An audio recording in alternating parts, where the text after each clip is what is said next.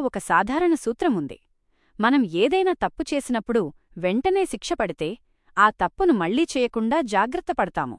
చిన్నప్పుడు మనం ఏదైనా అల్లరి చేసినా లేదా తప్పు చేసినా తల్లిదండ్రులు వెంటనే మందలించేవారు. ఆ వెంటనే జరిగే ప్రతిచర్య వల్ల మనం క్రమశిక్షణను నేర్చుకున్నాము. కాని మనం ఎదుగుతున్న కొద్దీ జీవితం సంక్లిష్టంగా మారుతుంది. మనం తప్పు చేసినా, అబద్ధమాడినా లేదా ఎవరినైనా మోసగించినా వెంటనే ఫలితం కనిపించదు. ఈ జాప్యమే మనల్ని భ్రమలో పడేస్తుంది. 1.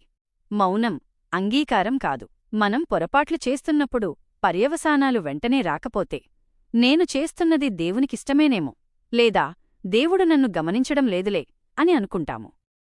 పూర్వం ఒక ప్రజానీకం కూడా ఇలాగే అనుకున్నారు.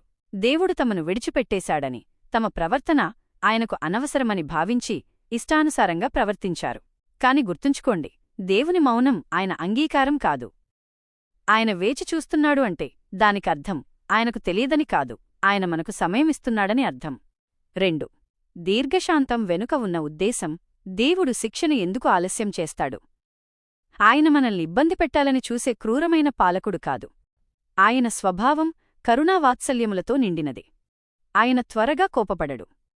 చాలామంది ఈ ఆలస్యాన్ని పాపం చేయటానికి లైసెన్స్గా వాడుకుంటారు. కాని నిజానికి ఆ ఆలస్యం మనల్ని పశ్చాత్తాపపడమని పిలుస్తున్న ఒక ఆహ్వానం.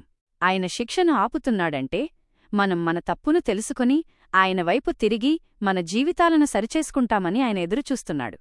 3. తప్పకుండా జరుగుతుంది. ఆలస్యమైనంత మాత్రాన పర్యవసానాలు ఉండవని అనుకోవడం పొరపాటు. నా మాటలలో ఏదియూ ఇకను ఆలస్యము కాదు, అది తప్పకుండా జరుగును అని ఆయన స్పష్టం చేస్తున్నాడు. మనం విత్తినదానినే కోస్తాము. అది ఈరోజే కాకపోవచ్చు, కాని రేపు ఖచ్చితంగా ఎదురవుతుంది. దేవుని తీర్పు ఖచ్చితమైనది, కాని ఆ తీర్పు రాకముందే మనల్ని మనం మార్చుకోవాలని ఆయన ఆశపడుతున్నాడు. ముగింపు. సరిచేసుకోవడానికి మార్గం.